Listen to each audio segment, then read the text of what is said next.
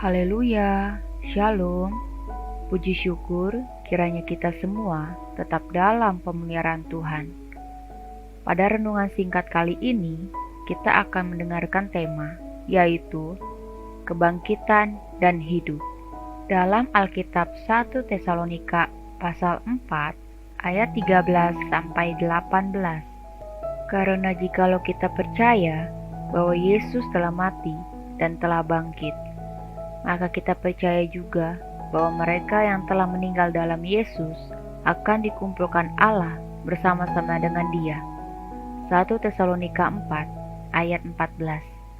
Paskah adalah hari kemenangan bagi semua orang percaya, karena kebangkitan Kristus di hari ketiga ini merupakan penegasan mengenai kebenaran ajaran Tuhan Yesus. Pernyataan Tuhan tentang kematian dan kebangkitannya benar-benar telah digenapi.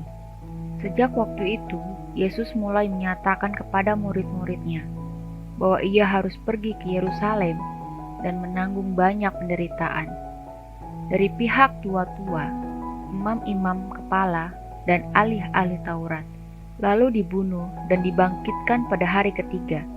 Matius 16 ayat 21.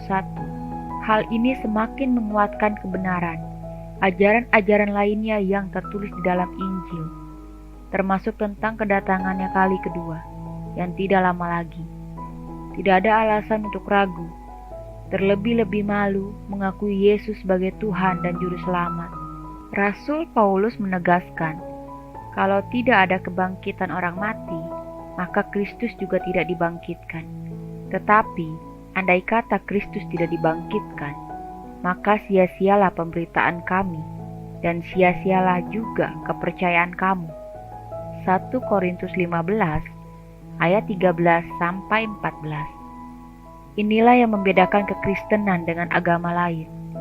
Iman Kristen adalah iman yang berdiri atas kebangkitan Kristus.